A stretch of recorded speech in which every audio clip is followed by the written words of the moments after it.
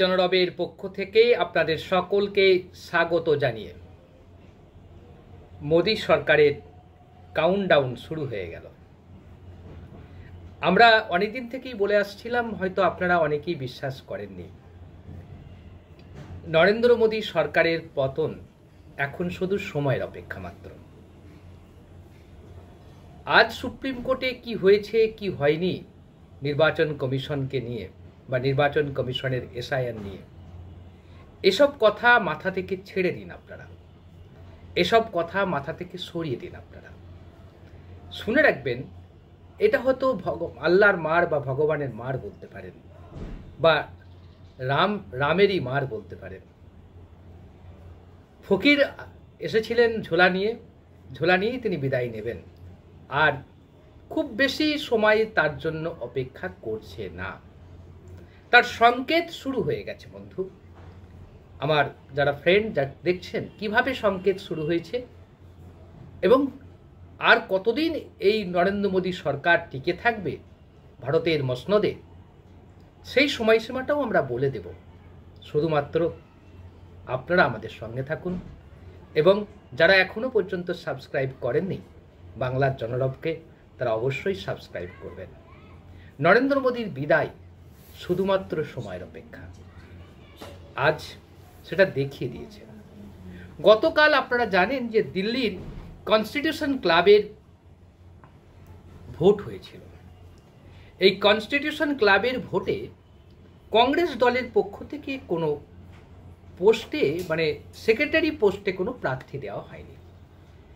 Secretary পোস্টে NDA জোটের পক্ষ থেকে দুজন লড়াই করেছিল, অর্থাৎ বিজেপিরই দুই প্রার্থী লড়াই করেছিল, সঞ্জীব বালান আর হচ্ছে রাজীব প্রতাপ রুড়ি, যিনি সাহারানপুর থেকে বিজেপির সাংসদ, বিহারের সাহারানপুর থেকে বিজেপির সাংসদ।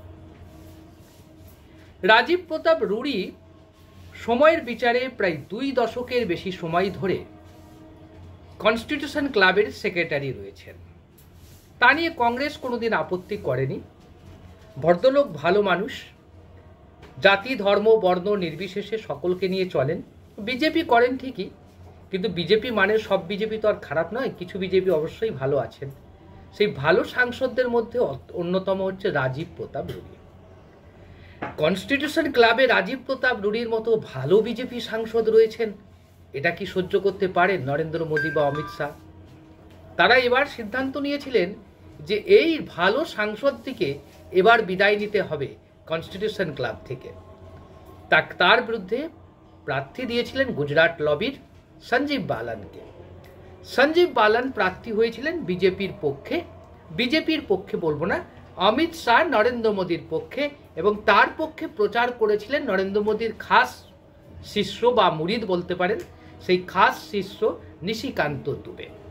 নিশিকান্ত দুবে এই কনস্টিটিউশন ক্লাবের নির্বাচন নিয়ে যেভাবে আক্রমণ করেছিলেন রাজীব প্রতাপ রুড়িকে, যেমনভাবে উনি আক্রমণ করেন মহুয়া মৈত্রকে, যেমনভাবে উনি আক্রমণ করেন রাহুল গান্ধীকে, ঠিক সেই একই কায়দায় নিজের দলের সাংসদের বিরুদ্ধেও আক্রমণ সানিয়েছিলেন নিশিকান্ত দুবে। প্রচারে বলেছিলেন ওখানে নাকি সব অফিসারদের আড্ডাখানা হয়েছে, মদ মস্তি হতে হয়, ওই কনস্টিটিউশন ক্লাবের আমরা আমূল পরিবর্তন করব, সেই জন্য সঞ্জীব দাকে ভোট দিন, সঞ্জীব বাবুকে ভোট দিন, সঞ্জীব বড় ভাইকে, মোটা ভাইকে ভোট দিন।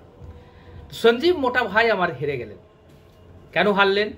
রাজীব প্রতাপ রুড়ি গতকাল জেতার পরেই সাংবাদিকদের কাছে এসে, গতকাল গভীর রাতে উনি জিতেছেন, অনেক রাতে ফল বেরিয়েছে, বেরোনোর পর উনি সাংবাদিকদের সামনে এসে বলেছেন যে বিজেপির একটা অংশ মানুষ আমাকে সাংসদরা ভোট দিয়েছেন, আর একই সঙ্গে আমাকে ভোট দিয়েছেন কংগ্রেস সাংসদরা, সমাজবাদী পার্টির সাংসদরা এবং তৃণমূল কংগ্রেসের সাংসদরা এবং নির্দল ক্যান্ডিডেটরা দিয়েছে। প্রায় 100 ভোটের ব্যবধানে 391টা ভোট পেয়েছেন রাজীব প্রতাপ রুড়ি, আর 291টা ভোট পেয়েছেন মানে অমিত শাহর মনোনীত ক্যান্ডিডেট পেয়েছেন। অর্থাৎ তথাকথিত দেশের চাণক্য, মিডিয়ার ফুলনা ফাপানো চাণক্য অমিত শাহর হার হয়ে গেল। আর এই হার থেকেই সংকেত গেল যে নরেন্দ্র মোদীর দিল্লি থেকে বিদায় ঘনিয়ে এসেছে। কারণ আপনারা মনে রাখবেন, এই যে কনস্টিটিউশন ক্লাবের ভোটটা কারা দেয়, যেমন রাষ্ট্রপতি উপরাষ্ট্রপতি নির্বাচনে যেমন ভোট দেয় সাংসদরা, একই রকমভাবে কনস্টিটিউশন ক্লাবের কারা প্রার্থী হবেন, মানে কারা পদাধিকার পদে যাবেন, সেই সকল প্রার্থী পদেই সেই সকল প্রার্থীদের ভোট দিয়ে থাকেন মানে দুই কক্ষের সাংসদরা, অর্থাৎ লোকসভা এবং রাজ্যসভার সাংসদ। দিল্লিতে কনস্টিটিউশন ক্লাব খুব গুরুত্বপূর্ণ ক্লাব বলে বিবেচিত, এবং সেই ক্লাবের সম্পাদক পদে রাজীব কুমার রুড়ি এখন আবারও নতুন করে দায়িত্ব পেলেন। এটা আমরা জানি যে আজকের ঘটনা, গতকালের যে ঘটনা ঘটেছে তাতে স্বয়ং সোনিয়া গান্ধী নিজে ভোট দিতে গেছেন। কতখানি গুরুত্ব দিলেই কাজটা করেন। ভোট দিতে গেছেন মল্লিকার্জুন খাড়গের কংগ্রেস সভাপতি গেছেন, রাহুল গান্ধী ভোট দিতে গেছেন। তাহলে ভাবুন যে এই জায়গাটায় কতখানি গুরুত্ব থাকলে এই জায়গায় ভোটটা পড়ে, এবং হারাতে হবে, গুজরাট লবিকে হারাতে হবে, বিজেপির মধ্য থেকে আওয়াজ উঠেছে। এবং আপনারা যদি আজকে টুইটারগুলো লক্ষ্য করে দেখেন, সেখানে দেখবেন সবাই কিন্তু গুজরাট লবির বিরুদ্ধে মন্তব্য করতে শুরু করেছে। রাজীব প্রতাপ রুড়ি না মন্তব্য করলেও তিনি ঘুরিয়ে বলে দিয়েছেন যে আমি আসলে জিতেছি কংগ্রেস, তৃণমূল কংগ্রেস এবং এ সমাজবাদী পার্টির সমর্থনে। সব মিলিয়ে একটা বড় জিত দেখিয়ে দিলেন রাহুল গান্ধী ওখানে।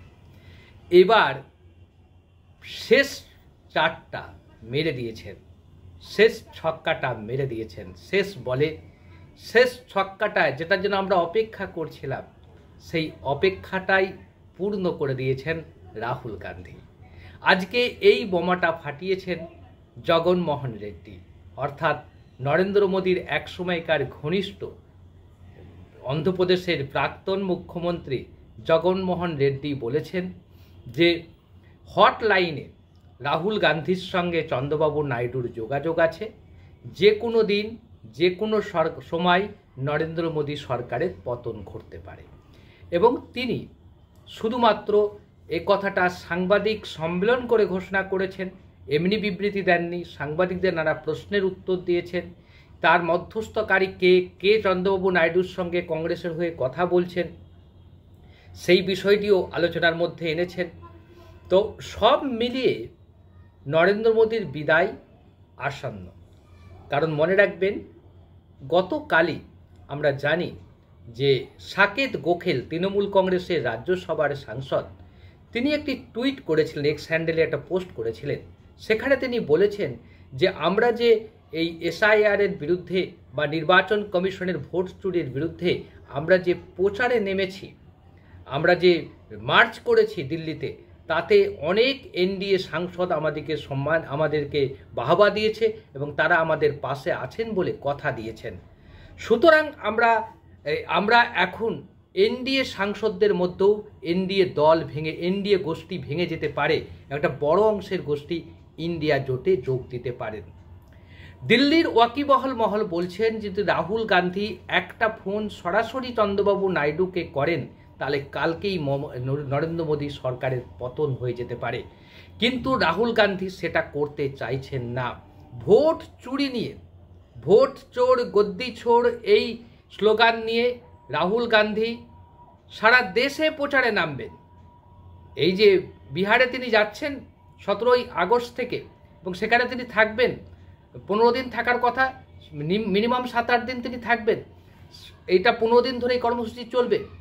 তো এই কর্মসূচির পর সমগ্র দেশ জুড়ে রাহুল গান্ধী প্রচারে নামবেন, এবং সেই প্রচারের পর কি হতে পারে, তার প্রতিক্রিয়া কি হতে পারে, সারা দেশ যখন উত্তাল হয়ে উঠবে, ভোট চোর গদ্দি ছোড়ো, ভোট চোর গদ্দি ছোড়ো, তখন দেখবেন সেই সময়ই রাহুল গান্ধী তার রাজনৈতিক যে অস্ত্র সেটা প্রয়োগ করবেন।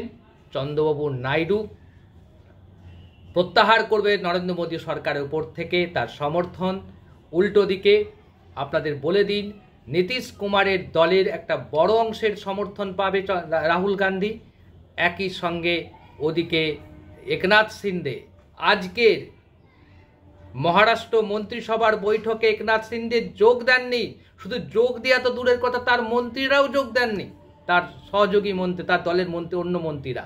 তিনি হয়তো বলবেন আমার শরীর খারাপ, আমি যাইনি, কিন্তু তার দলের মন্ত্রীরাও যোগ দেয়নি। তাহলে সামগ্রিকভাবে বলতে পারেন ভগবানের মার দুনিয়ার বার। অর্থাৎ একটা কহাতব আছে না, যে যদি একবার যদি স্রষ্টার মার পড়ে যায়, সেখান থেকে ফিরে আসার কোনো জায়গা থাকে না। স্রষ্টার বিচার শুরু হয়েছে। এদেশের হাজার হাজার মায়ের, লক্ষ লক্ষ সন্তানের যে কান্না, সেই কান্নার রোল ধ্বনিত হয়েছে। তাদের অভিশাপ এসে নেমেছে ধরাতে।